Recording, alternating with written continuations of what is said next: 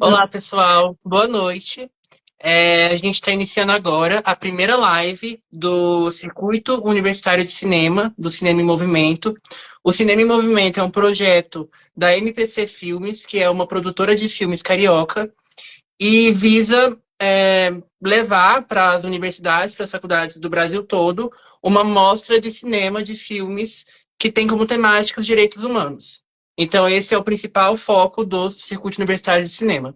Para além das sessões presenciais que a gente realiza, que estão sendo feitas agora em Goiânia, também tem as lives que ocorrem no Instagram, trazendo discussões sobre os filmes que estão presentes nesta mostra.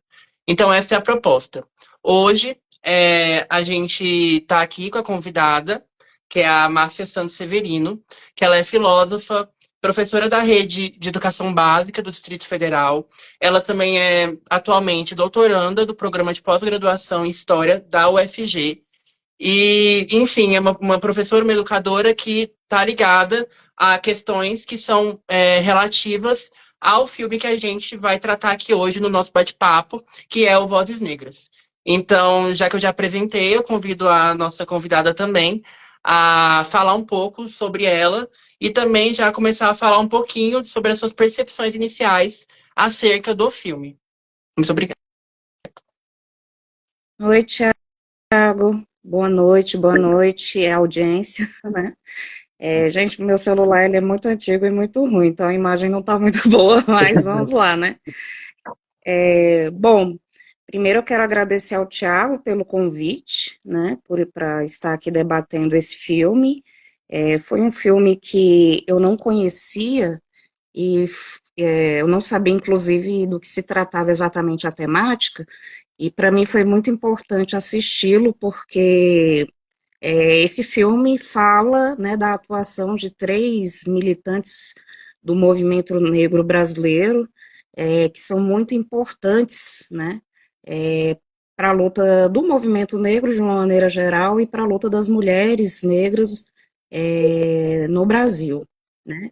Então, outra coisa interessante é que, assim, eu acho que o Thiago também nem sabia, né, mas essas militantes, elas são fundadoras do MNU, que é o Movimento Negro Unificado brasileiro, e eu também faço parte do MNU, também sou militante do MNU aqui do Distrito Federal. Então, para mim foi muito bom ter assistido esse filme, né, e ter visto a trajetória dessas três militantes, que a gente tanto estima, né, e tanto tem elas em conta, né, quando a gente vai falar de militância das mulheres negras no país e quando a gente vai construir a nossa própria militância, né, porque eu sou de uma outra geração, né, uma geração mais nova, e essas mulheres são uma inspiração muito grande para a gente, né. Bom, então essas militantes são a Edna Holland, né, que ela juntamente com a Sueli Carneiro, que também é a outra militante que está no filme, elas fundaram uma ONG muito importante para o movimento negro brasileiro, que é o Guelé 10. Inclusive, recomendo a vocês que entrem no site lá dessa organização, que é uma organização muito importante. é, Inclusive, né, o Guelé 10, para quem não sabe, apoiou muito a construção do movimento hip hop no Brasil, inclusive, principalmente a parte do estado de São Paulo, né. É, a outra militante é a Jurema Batista, né, que foi deputada, vereadora, inclusive foi indicada ao Prêmio Nobel da Paz, né, para quem não sabe também, e a própria Sueli Carneiro, que eu já falei, que é também, assim como eu, também uma filósofa brasileira, muito importante, né, e que recentemente, né, depois de 20 anos que ela defendeu sua tese de doutorado, essa tese foi publicada recentemente. É, então, são três militantes, assim, que para mim são muito importantes, né, na construção do movimento negro brasileiro e são referências para a minha vida. Outra questão importante que eu queria falar é sobre o surgimento do MNU, né, do Movimento Negro Unificado, e algumas questões que perpassam, né, a construção desse movimento e que são apontadas no filme, porque o filme, ele coloca um foco no protagonismo de mulheres, né, dentro da construção do MNU. E sobre isso eu gostaria, né, de falar sobre uma questão que é importante para nós mulheres pretas, né, militantes, que é a questão de gênero, né.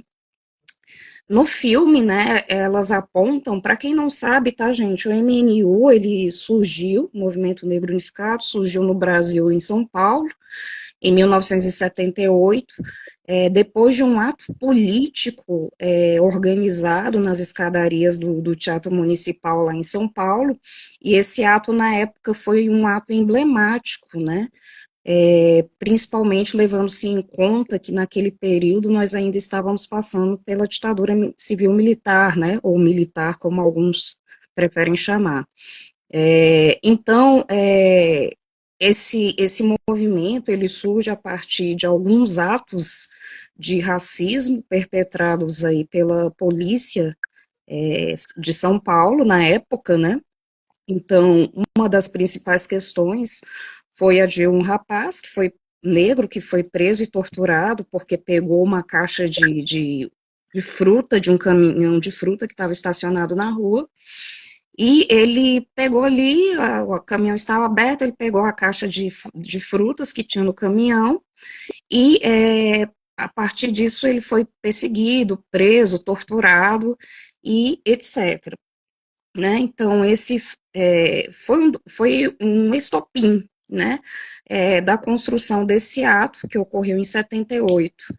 E, a partir desse ato, né, por que se chama Movimento Negro Unificado? Justamente porque, a partir desse ato, né, havia no Brasil vários movimentos negros localizados, assim, regionalmente ou localmente em alguns estados, e aí o movimento negro passa a sentir a necessidade de se organizar nacionalmente, né, e coletivamente no Brasil inteiro. Né, então, no meu caso aqui, eu estou no DF, o MNU aqui no DF surgiu em 80, né, 2 anos depois da fundação nacional. Então, foi realmente, para quem não sabe também, gente, nesse período aí, no final dos anos 70, foi um período muito importante para o movimento social brasileiro, né? Porque nesse período surgiram vários movimentos sociais que nós conhecemos hoje, né? Aí, final dos anos 70, início dos anos 80, né? Então, nesse período, é considerada a chamada retomada do movimento indígena, né? Que começou também a se organizar de uma maneira mais orgânica nacionalmente, surge o MNU, posteriormente, nos anos 80, surge o MST, né, Movimento dos Trabalhadores Rurais Sem Terra. Então, esse período aí, do fim da ditadura, início da redemocratização, é um período importante para o movimento social brasileiro, onde surgem vários movimentos sociais que nós conhecemos hoje, que são importantes e que estão aí até hoje construindo luta política e social no país, né? Então, a respeito do MNU, né, essas mulheres, né, que estiveram na construção do movimento desde o início, agora eu não tenho mais certeza se elas ainda, a Sueli Carneiro, por exemplo, eu sei que não faz mais parte, né, agora a Jurema e a Edna, eu não tenho certeza se elas ainda estão no movimento, porque como todo movimento, né, o próprio nome diz, está sempre em movimento, então tem as disputas políticas, tem os rachas políticos, tem inclusive correntes, né, diversas dentro do movimento, e as pessoas com o passar do tempo acabam se afastando, né, ou voltando depois, enfim, mas destacar que elas são militantes importantes, né, na construção do movimento unificado negro no Brasil. Também ressaltar, gente, que o movimento negro, né, como eu já falei, mas eu gostaria de fazer uma parte acerca disso, porque muitas vezes as pessoas acham que o movimento negro no Brasil surgiu nos anos 70, né, principalmente a partir do movimento negro unificado. E não é verdade, né? O movimento negro no Brasil, como nós apontamos, ele tem raízes desde a época da colonização mesmo. Então, o povo em diáspora que estava aqui no Brasil, e o próprio povo preto, né, que nasceu no Brasil, né, ele sempre se organizou coletivamente, né, para lutar, a princípio, contra a escravidão, né, depois pela questão pelas questões principalmente relacionadas à cultura e educação, porque a cultura negra, né, afrodiaspórica, ela era considerada uma cultura inferior, né, os negros, depois da abolição da escravidão, não tiveram acesso ao sistema educacional, né, entre outras coisas. Então, a luta do movimento negro no Brasil sempre esteve muito ligada à questão da valorização da cultura, que também perpassa por uma questão estética, né, ou seja, valorizar o sujeito negro, né, e suas raízes culturais, inclusive esteticamente, né, cabelo, nossos traços, roupas, etc., né, músicas, enfim.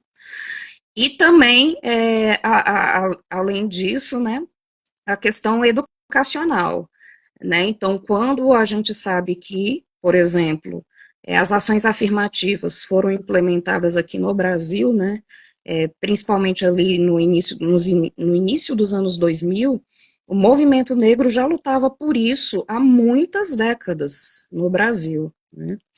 Então, na década de 30 também teve o movimento, a Frente Negra brasileira, né, o Teatro Experimental do Negro, que também era um processo de resistência cultural, né, da organização dos negros.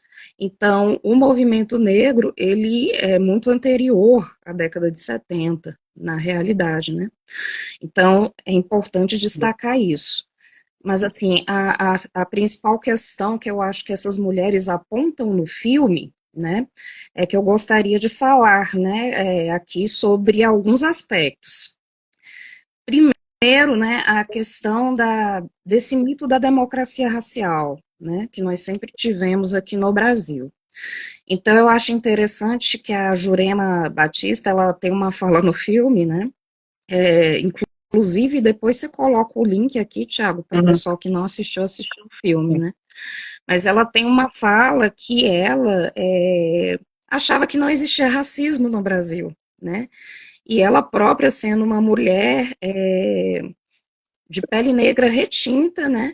E ela achava que era aquilo, quando ela ouvia falar de racismo, né, da luta dos negros contra o racismo, do movimento negro, ela fala, quem é esse povo? Esse povo é louco, né, isso não existe, né, isso tão querendo transformar isso aqui nos Estados Unidos, né, era o pensamento que muitos negros tinham na época, né, então, por quê, né?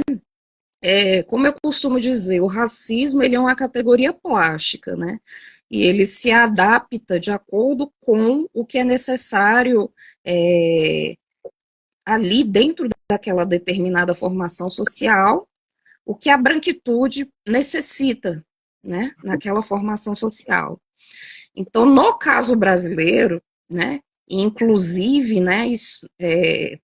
Como nós somos da área da história, né, Tiago, nós sabemos que aí o Brasil, no século XIX, em 1838, né, criou o IHGB, que é o Instituto Histórico e Geográfico Brasileiro, e esse instituto, ele seria responsável por manter em suas fileiras, apesar do nome histórico e geográfico, né, mas não tinham só historiadores e geógrafos, era, um, é, era uma instituição que abarcava a intelectualidade brasileira, né? E desde o início o discurso do IHGB, e esse discurso foi propagado para a sociedade brasileira, inclusive dentro do sistema educacional, né?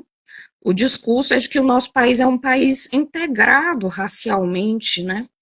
Então, a raça negra, né, ou etiópica, né, como eles chamavam, a raça indígena e a raça branca não tinham conflitos entre si, né, havia uma integração ali social e não tinha problema nenhum, né, inclusive as pessoas se casavam entre si, tinham filhos, né, então, por conta disso, havia essa visão de que depois, né, foi popularizada por Gilberto Freire como a questão da democracia racial, mas havia essa visão de que nós éramos um país integrado racialmente, né, e até hoje, né, nós percebemos os ecos, né, embora hoje nós já tenhamos noção de que sim, o Brasil é um país racista, a gente percebe ecos dessa democracia racial, dessa integração racial, né, Uhum. que quiseram apresentar aqui no Brasil. E nos Estados Unidos era diferente, né? Nos Estados Unidos não, lá era realmente segregado, né? É ainda, né? Uhum. E até porque a população negra nos Estados Unidos é bem menor do que no Brasil, mas lá sempre houve um sistema de segregação, realmente. Então, branco não se misturava com negro, não moravam nos mesmos lugares, não se casavam entre si, né, os negros não podiam frequentar determinados lugares, né, podiam nem beber no mesmo bebedouro que o dos brancos, né, então, por conta disso, né, criou-se uma ilusão de que o racismo ele existia nos Estados Unidos, mas não aqui, né? Na verdade. E que aqui é o país miscigenado, né? É o país que as raças estão integradas, não há conflito racial. Infelizmente, até hoje, a gente ouve esse tipo de coisa, né? Quem não se lembra aí, o Inominável, né, chegou a falar isso várias vezes, falou isso, inclusive, numa entrevista lá que ele deu no Roda Viva, na época das eleições em 2018, né? Então, é importante apontar isso, porque até mesmo, né, pessoas que hoje são reconhecidas militantes da formação do movimento social negro no Brasil, elas também tinham essa visão, né, a princípio, durante muito tempo de sua vida, né, e como ela disse, né, no filme, eu fui enganada a minha vida inteira, né, com esse mito aí da democracia racial, que na verdade nunca existiu, né, mas o que me chama muita atenção também é a questão de gênero, né, colocada aí no filme. Porque, embora se fale sobre isso muito en passant no filme, né, mas assim, elas colocam que no início da formação, por exemplo, do MNU, os homens não ouviam as mulheres no movimento, as mulheres negras, né? Então, eles sempre iam em bloco com as suas propostas, né, para o movimento, e as mulheres sempre eram deixadas de lado nessa construção, né, e tudo mais. Então, isso é muito importante porque hoje se fala muito de uma categoria chamada interseccionalidade, né,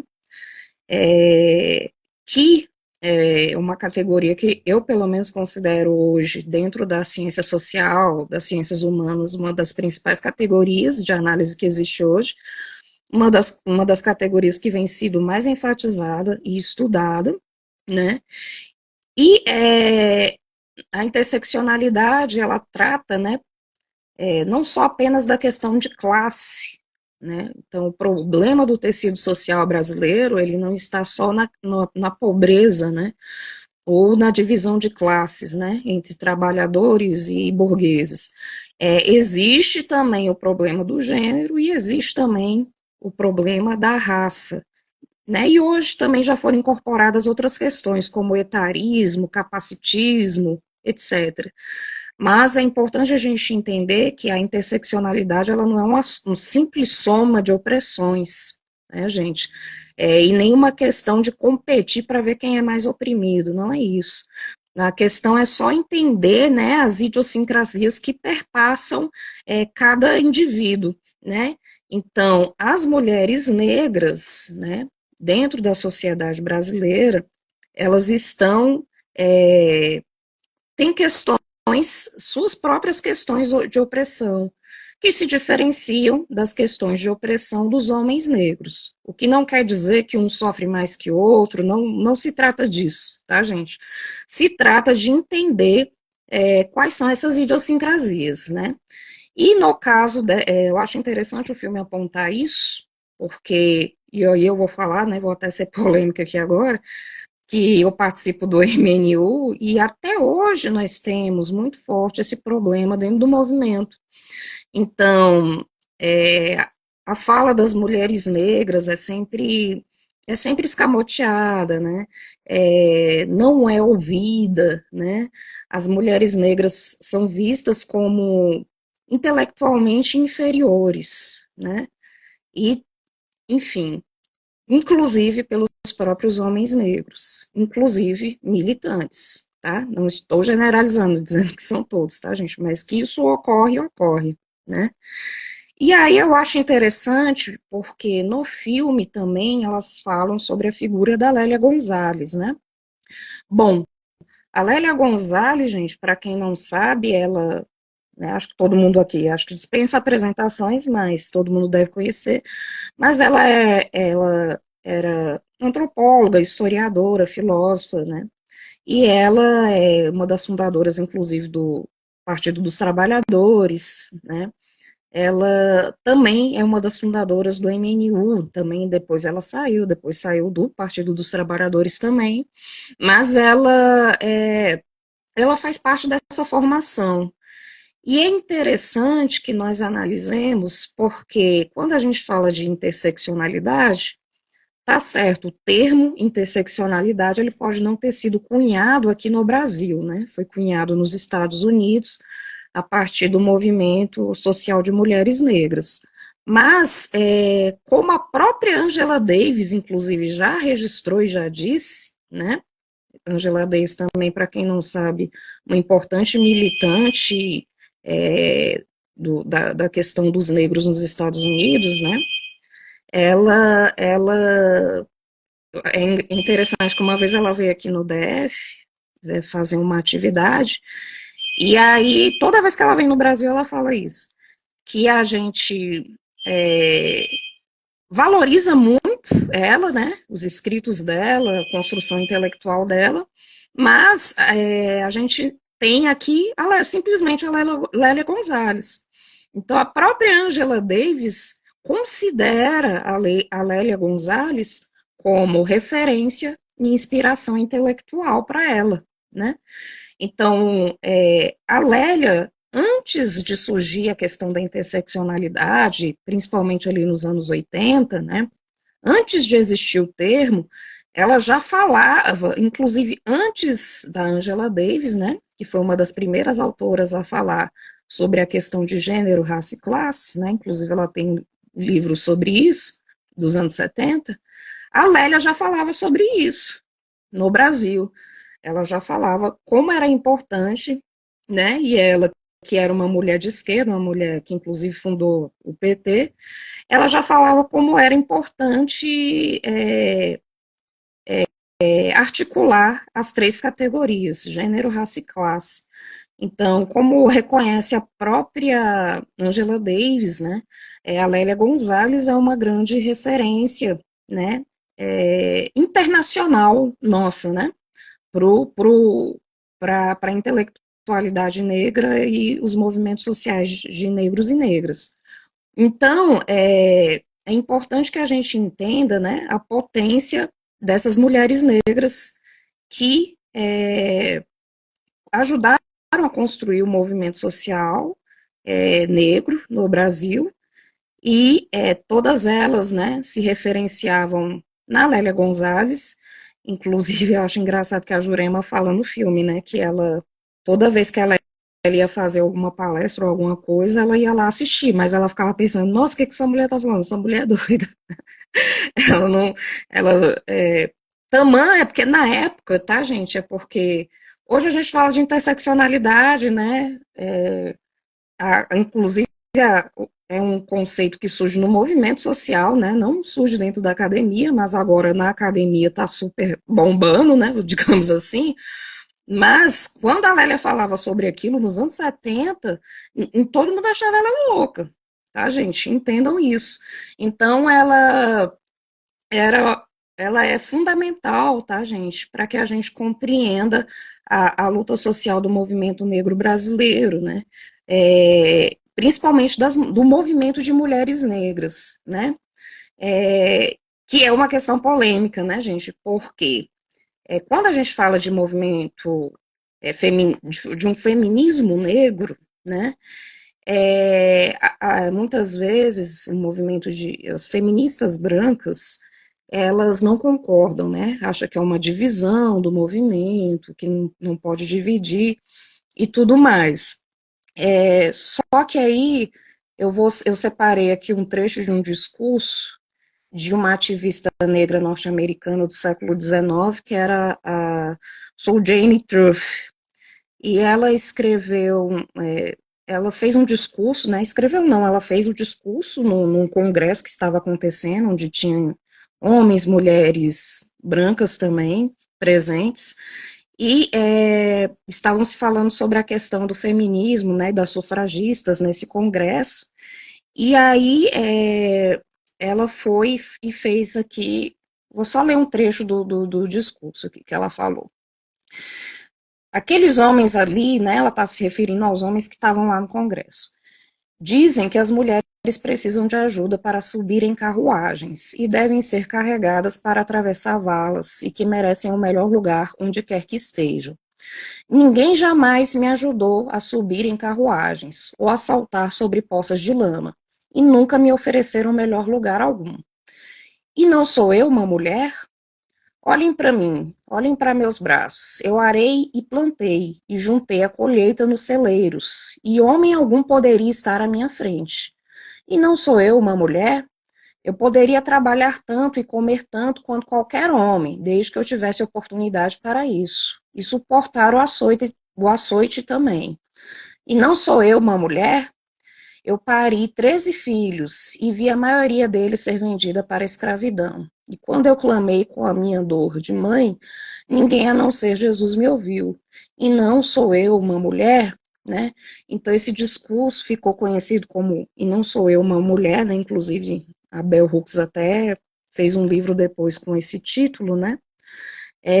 Por que que eu resolvi ler isso aqui?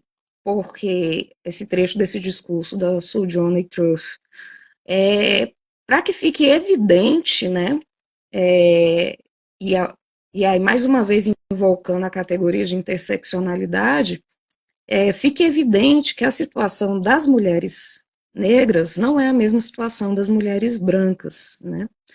Então, é necessário que isso seja compreendido, né? Por exemplo, né, sei lá, no século XIX, as mulheres brancas lutavam para querer conseguir postos de trabalho.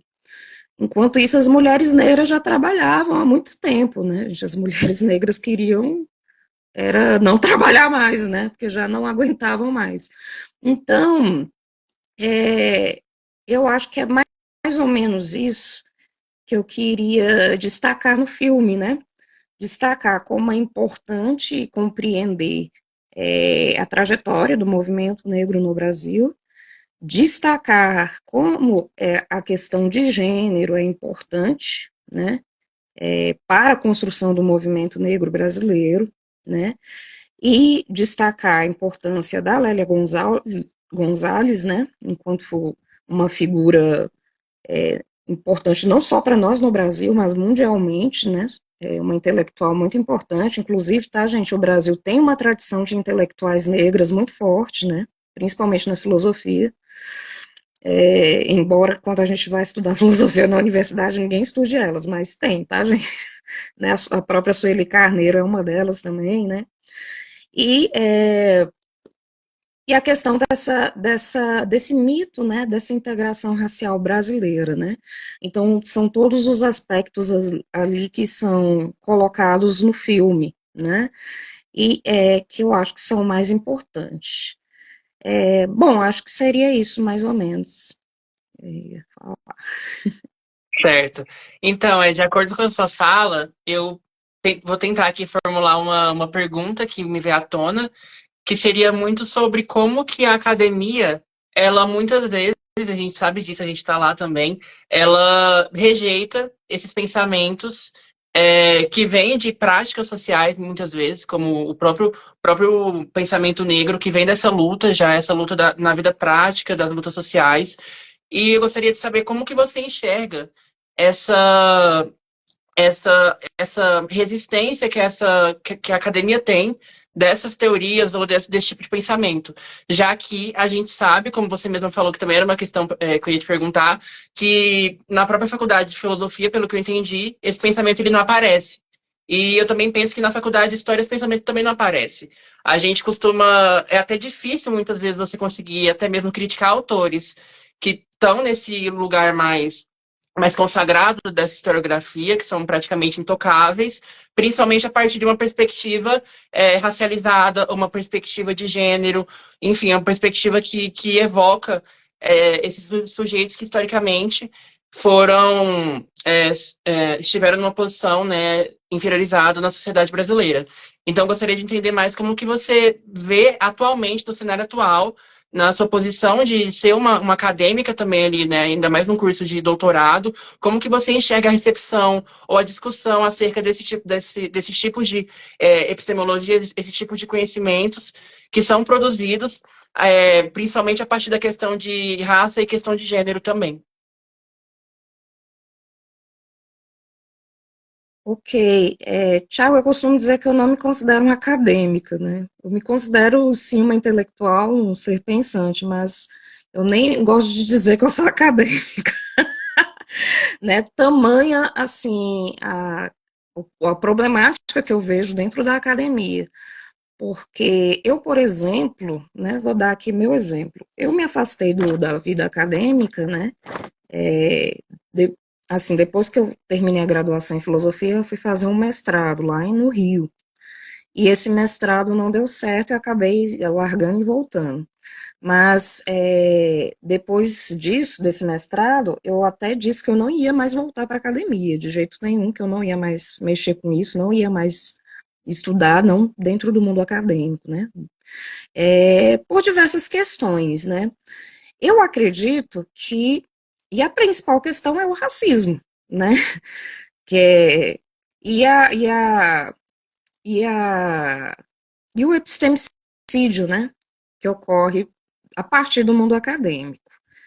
Então, por exemplo, se a gente for falar ali da Faculdade de História da UFG, vou pegar um exemplo. É, é uma faculdade que tem muitos professores. Se você for observar quantos professores negros tem ali, né? Eu acho que eu não conheço nenhum, né? E são muitos professores que tem ali. Então, isso se deve a uma questão mesmo racial e de epistemicídio, né? Então, as pessoas negras, para elas terem acesso a um curso de pós-graduação, é muito mais difícil, né? Do que para as pessoas brancas, principalmente de uma branquitude ali da classe média, né? E tudo mais. Porque você precisa ter uma estrutura econômica, né? Você precisa ter um capital cultural, você precisa ter acesso a determinados bens culturais, e muitas vezes as pessoas negras não têm isso, né? Então já começa daí, né?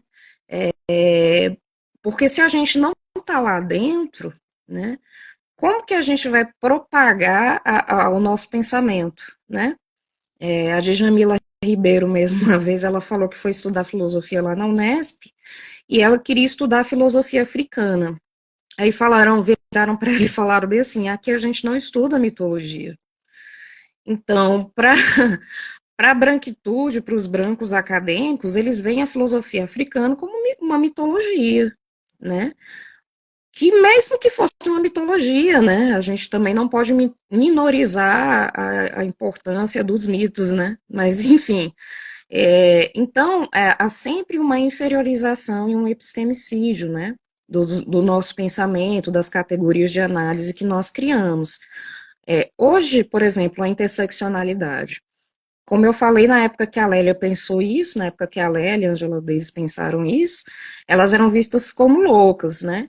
Mas, assim, hoje em dia tem uma inserção da categoria interseccionalidade dentro da academia. Por quê?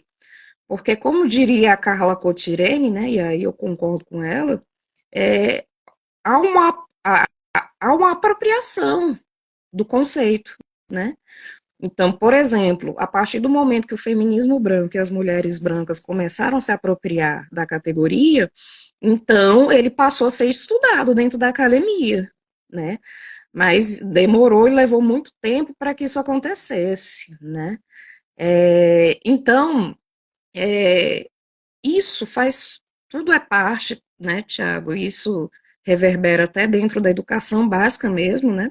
Que a educação básica já, né, pública, né, já não é vista para preparar, né, os estudantes para entrar no mundo acadêmico, né? O novo ensino médio é isso, né? É retirar os estudantes o máximo que possível da academia. Então, que são estudantes, em sua maioria, pobres, negros, etc. Então, é, eu acredito que está tendo melhorias, né? A partir do momento, por exemplo, do início dos anos 2000, que surgiram as ações afirmativas, muita coisa melhorou, né? Porque eu, por exemplo, eu entrei na Universidade Brasileira em 2003. Quando eu entrei exatamente um semestre antes de iniciar as cotas, né? As cotas para pessoas pretas.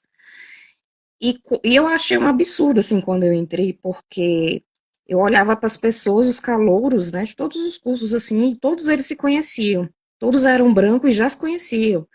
E eu ficava pensando, gente, como é que esse povo se conhece? De onde que eles se conhecem? Né? Na época eu era muito novinha, não entendia. Depois caiu a ficha que eles, assim, já eles moravam e estudavam nos mesmos bairros e colégios nobres do Distrito Federal, então se conheciam desde o jardim de infância, sempre estudaram nas melhores escolas, viajavam junto, né, entraram junto na universidade. Então, há uns 20 anos atrás, tá, gente, eu acho que todo mundo que está aqui na live deve ser mais jovem, era bem pior, né, podem ter certeza. Então, eu acho que a inclusão de pessoas pretas, né, dentro da universidade, é, a partir da questão das ações afirmativas, tem contribuído muito. No entanto, há outras questões, outras políticas públicas que devem ser implementadas, né? Então, por exemplo, hoje em dia nós estamos questionando muito, por exemplo, a questão dos concursos, né? Das cotas dentro dos concursos, né? Então, nas universidades públicas, por exemplo, quando vai ter concurso para professor, né? E a gente tem várias denúncias de vários processos ali de concurso público que são enviesados, né? Então, os candidatos negros, eles acabam sendo sempre limados do processo de alguma maneira, né? Sempre cria a branquitude, né? O pacto da branquitude, como dizia Cida Bento, ele sempre vai criar mecanismos para tirar as pessoas desses espaços, né? Então, o que tem que ser, o que tem que ocorrer é, assim, lutar cada vez mais por políticas públicas, né? As políticas públicas e as ações afirmativas, né, que não é só cota, ação afirmativa, tá, gente? Elas vão possibilitar uma melhora, né, desse cenário, né? É isso, né? E é claro, a luta social, né? A luta o movimento, né? Se construindo, né? Na rua, né? Nas ações e no dia a dia, né? Eu acho que é por aí. É, agora, pensando um pouco mais sobre essa questão da educação básica, que eu sei que você tem muita experiência, né, nesse sentido, eu gostaria de falar primeiro, né, um pouco sobre essa questão que você levantou sobre a ditadura civil-militar, né, que teve essa questão dessa opressão do movimento negro ali naquele momento também, e até mesmo, né, já partindo de outros estudos também, essa questão da democracia racial ela foi muito enfatizada nesse contexto, né? Tanto que até essa recepção desse movimento negro unificado ali naquele momento, naquele início do movimento negro unificado, teve esse tipo de recepção por conta dessa ideia que estava muito difundida de uma democracia racial e que politicamente ali, né, dentro dos ideais da ditadura também estava sendo o tempo todo reforçada. E aí eu me pego pensando um pouco sobre essa questão da narrativa na história, de quais narrativas que a gente escolhe contar, muitas vezes. Claro que o trabalho da historiografia ele vai partir, né, de uma ideia, de um ideal, de uma ciência, de uma metodologia, porém a história, até certo ponto, ela também é subjetiva. E na construção ali dos historiadores, historiadoras, a gente nota que eles escolhem seguir alguns caminhos ou outros. E aí, nesse sentido, dentro desse recorte do período da ditadura civil-militar, a gente sempre nota que tem algumas narrativas que são mais famosas do que outras. É claro, a gente não pode tirar a importância, por exemplo, de uma narrativa que talvez seja a mais famosa, que é a questão das pessoas torturadas, porém, dentro dessa narrativa mais geral, muitas vezes a gente não nota esse recorte racial ou recorte de gênero. Então, a gente gera uma narrativa hegemônica que, mesmo tratando de pessoas que foram inferiorizadas naquele momento, que sofreram ali, que tiveram seus direitos humanos negados, a gente nota um tipo de opressão, um tipo de silenciamento também. E aí eu penso que, dentro desse recorte da ditadura, né, é interessante que tem muitos trabalhos recentes que tratam dessa questão, que tratam de outros enfoques, tentam propor outras narrativas, como é o caso do trabalho do Lucas Pedretti, que é um historiador que ele vai falar sobre a opressão dos bailes de soul no Rio de Janeiro. Que é uma narrativa que não é tão conhecida assim, talvez menos conhecida do que outras que se tornaram hegemônicas nesse sentido. E a minha questão vem muito nesse sentido de te questionar qual seria, como você enxerga a importância da gente trazer, né, como historiadores na sala de aula, essas narrativas que tratam, por exemplo, né, da questão racial na história.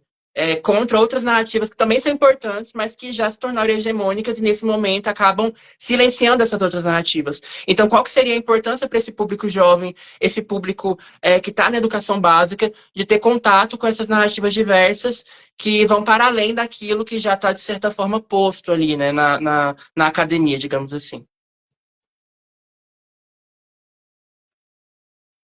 Bom, Thiago, bom, eu vou falar aqui até sobre a BNCC, né, que é a Base Nacional Comum Curricular, porque eu estudei sobre isso no mestrado e a primeira versão da BNCC, né, era uma versão, digamos, decolonial, né, que ela colocava no centro da perspectiva histórica outras civilizações, né, como a africana, a própria civilização, o próprio Brasil, né, enquanto formação social, né, e por conta disso, né, a formação da América e tal, e por conta disso ela foi ferrenhamente criticada na época, né, inclusive historiadores criticando historiadores, né, brigando, inclusive na própria imprensa, né, por conta dessa questão, e essa versão da BNCC, ela foi derrubada, né, justamente porque não era que dentro do currículo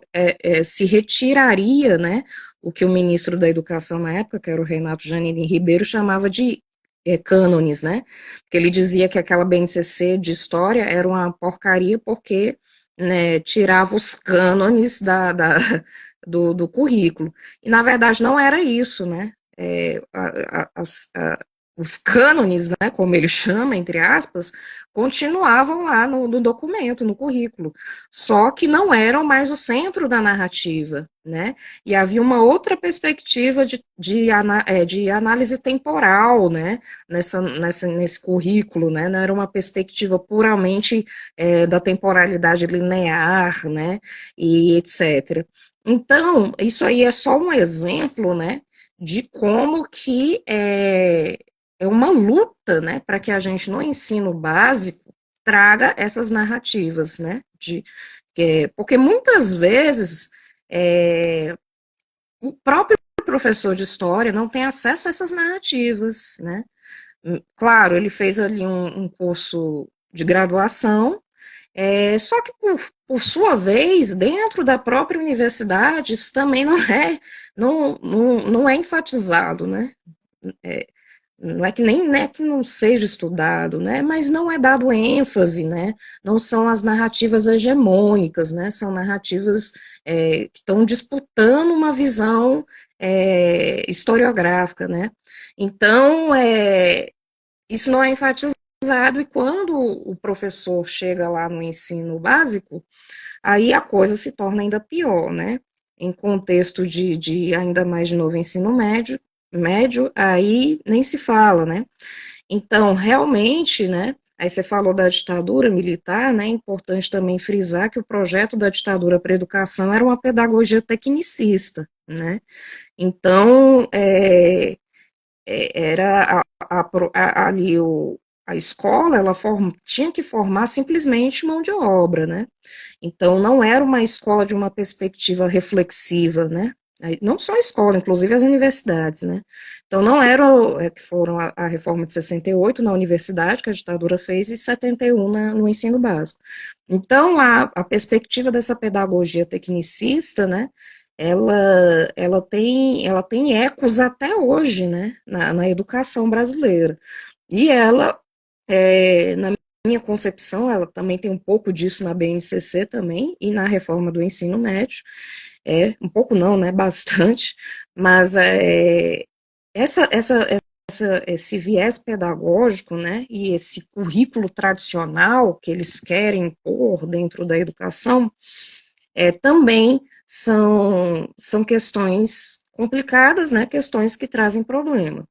E aí, eu acho, né, eu vejo, por exemplo, eu fiz o mestrado profissional em ensino de história, né, que recentemente completou 10 anos, ou seja, é um programa bem novo, né. Então, a gente vê dentro desse mestrado outras narrativas, né, e outras maneiras de se ensinar história, né, do que a gente está acostumado a ensinar, que é o que eu chamo de ensino de história metódico, né? Que é você chegar lá, falar da linha do tempo, né? Falar das grandes civilizações que são as europeias, na verdade, que são enfocadas, é a história da Europa e etc. Então, são caminhos, né? Que a gente está construindo aí, né? E eu também uma coisa que eu acho muito interessante que o professor de história deve fazer em sala de aula é o uso das fontes, né? E entendendo-se aqui, tá, gente? Porque quando a gente fala de se usar fonte em sala de aula, o pessoal fala, mas eu não tenho tempo para ir lá no arquivo, não tenho tempo para ir no museu, não sei. Mas as fontes, gente, desde a escola dos análises, pelo menos, né, hoje a gente já sabe que o conceito de fontes ele é completamente ampliado. Então, uma notícia de jornal recente, ela pode ser utilizada como uma fonte a ser estudada em sala de aula, né? Por exemplo, né? Entre outras coisas. Então, nós professores, nós não fomos educados, quando a gente fez licenciatura, né? A trabalhar esse uso de fontes em sala de aula. E a proposta não é aqui que transformar os estudantes em mini historiadores, não é isso. Porque por meio das fontes, né, do uso de fontes em sala de aula, é possível, né, uma melhor problematização dessas questões. Então, claro que, por exemplo, o Prof. História não vai abarcar todos os professores de história do Brasil, mas eu acredito que a gente tem avançado na perspectiva de produzir novas narrativas históricas em sala de aula, e a formação de professores é muito importante para isso, né? É, foi muito interessante que você falou agora sobre essa questão de como que muitas vezes essa academia ela não consegue abarcar ou às vezes ela não quer abarcar essas outras narrativas, essas outras epistemologias que, pelo menos na minha vivência pessoal, eu fui na Ampu em 2023, né, ano passado, na Ampu no Maranhão, e lá eu participei de um minicurso que era sobre afrofuturismo. E que é uma ideia da história que parte de uma temporalidade totalmente diferente daquilo que a gente entende dentro da academia ocidental, né? Uma temporalidade que considera o futuro, o presente, não numa ordem linear exatamente, mas como questões que se relacionam ali, enfim, na vida prática de formas muito dinâmicas, digamos assim. E a partir daquele momento, eu senti muito isso, né? De pensar como que esse ensino que a gente tem na faculdade, ele é uma base, e é uma base importante, claro, mas muitas vezes ele não traz essas outras perspectivas, né? Não mostra como que o mundo é grande, digamos assim, como que essas questões são complexas e como que essas ideias, elas podem ser trazidas também, tanto para a academia quanto para a sala de aula do ensino básico, assim. Enfim, mas aí dentro disso também dessa questão, né, dessas epistemologias diferentes do que já está posto, assim, né, digamos. Eu gostaria de saber também como que você entende, ou, enfim, como que você talvez utilize, ou então perceba como esses autores que tratam de discursos, digamos, alternativos, ou discursos que fogem daquela ideia hegemônica que já tá posta ali na academia, como que você enxerga a utilização desses autores, tanto dessas autoras feministas negras brasileiras nos trabalhos, como que você enxerga também, muitas vezes, até dentro da faculdade de História, né, nas suas vivências que você já teve, como que é essa relação? Porque muitas vezes dentro da história tem muita rejeição em relação a esses pensamentos até das ciências sociais, pensamentos da filosofia. Então, eu gostaria de saber como que você lida com esses pensamentos nas suas pesquisas e também ali até nessa percepção ali dentro desse ambiente, né, acadêmico, até mesmo academicista, né, enfim. Bom, Thiago, eu assim, bom, dentro da minha prática mesmo educacional, porque eu acho que a gente também deve construir a nossa própria prática educacional, né? A gente também não pode ficar contando só com o meio acadêmico, né? Para poder desconstruir, né? Esse epistemicídio, né? Porque senão a gente não vai conseguir muito. Mas o que eu procuro sempre porque eu acho impressionante, principalmente quando se trata de intelectuais negros no Brasil, que as pessoas acham que não existe debate dentro da intelectualidade negra, né? Assim como existe dentro da intelectualidade branca. Então, por exemplo, os brancos, quando eles estão lá fazendo sua prática intelectual, né, construindo suas práticas intelectuais, eles têm embates entre si. Eles criticam um ao outro, criticam seus conceitos e está tudo bem. Só que nós negros, quando nós criamos conceitos, geralmente pega-se um conceito, cristaliza-se aquele conceito, né? E parece que há uma unanimidade, né? Um consenso em torno daquele conceito, né? E muitas vezes esse conceito dentro do pensamento social negro, ele não é unânime, né? Ele é criticado, inclusive, bastante criticado, né? Aí os brancos pegam esse conceito, utilizam ele na sua bolha, né? Ali disseminam esse conceito, mas muitas vezes esse conceito, ele dentro da intelectualidade negra, ele está sendo criticado, né? E tem outros conceitos que não são vistos, né? Então, parece que elege-se ali um determinado intelectual, pega-se um conceito daquele intelectual, cristaliza-se e fica só naquilo. Mas, na verdade, há um grande debate por trás ali, né? Nos bastidores, entre aspas, há um grande debate intelectual profundo, né? E há conceitos que muitas vezes as pessoas ficam reproduzindo, né? Como se fossem conceitos hegemônicos, e muitas vezes nem é. Então, o que a gente, o que eu tento fazer e o que eu recomendo que as pessoas façam, gente, é estudar, né? Não tem realmente para onde correr. Quem não gosta de estudar, né, tá com um problema sério, porque para a gente entender essas questões, tá, gente, principalmente relacionadas aos povos em diáspora no Brasil, principalmente relacionadas, por exemplo, à nossa construção social da América Latina mesmo, ou do Brasil, são questões muito profundas, né? E a gente tem sempre que buscar várias linhas de análise. A gente não pode ficar preso em uma narrativa única, né, como diria a Chimamanda, né, numa história única, né. E a maneira que a gente consegue de se livrar dessa narrativa única, dessa história única, é buscando o estudo, né. É um trabalho árduo, porque muitas vezes você tem contato com. Eu mesmo quase que diariamente eu tomo um susto, né? Porque a gente vai diariamente descobrindo, né? Como diria lá o Sócrates, né? Eu tomo um susto.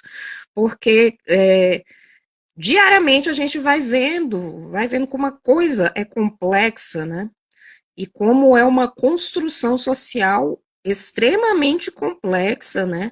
É um movimento de construção de sínteses que vem há décadas, às vezes há centenas de anos, e é muito complexo. Então, a gente, para dar conta dessa complexidade toda, a gente se desafiando a estudar mesmo, né, a correr atrás, a participar de eventos, a inscrever, se inscrever também para falar, né, eu aprendi muito sobre o movimento negro, por exemplo, depois que eu comecei a me inscrever trabalho de comunicação no, nos eventos, né? Então, muitas vezes eu levava pau, porque eu estava falando, às vezes, uma besteira e eu achava que estava abafando, né? Então, é assim que se constrói, né?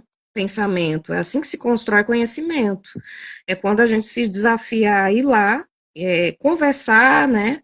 Com as pessoas, né? E aí, não só entre os pares, mas também com os próprios estudantes, né? Principalmente quem é professor da educação básica, né? Tentar compreender aquela realidade complexa ali daqueles estudantes também, e nos desafiar, tá sempre estudando, tá sempre lendo, sempre buscando compreender essas transformações, essas construções. Acho que é mais ou menos isso. Agora a gente já vai se encerrar para o final da nossa live. Gostaria de agradecer a presença da Márcia. Foi um momento muito enriquecedor para todo mundo que está aqui assistindo. Posso falar por mim também. É sempre legal a gente ter esse tipo de troca de conhecimento, principalmente a partir, né, dessas narrativas audiovisuais também. Então é isso. Já passo a palavra para a Márcia também para fazer suas considerações finais e agradeço desde já a presença. Ô, Thiago, obrigada. Agradecer também pelo convite, né? E estou aí sempre à disposição, principalmente dos estudantes da graduação da UFG, né? Porque eu sempre acho que eu conheço mais gente da graduação do que do doutorado, porque na época eu estou sempre lá conversando com os estudantes, que eu acho importante, né? Aprender com vocês, e estou sempre aprendendo, né, com vocês, né, a juventude me ensina muito, gosto muito de conversar também com meus estudantes, porque nos ensinam muito, né, não querendo dizer que eu não seja jovem, tá,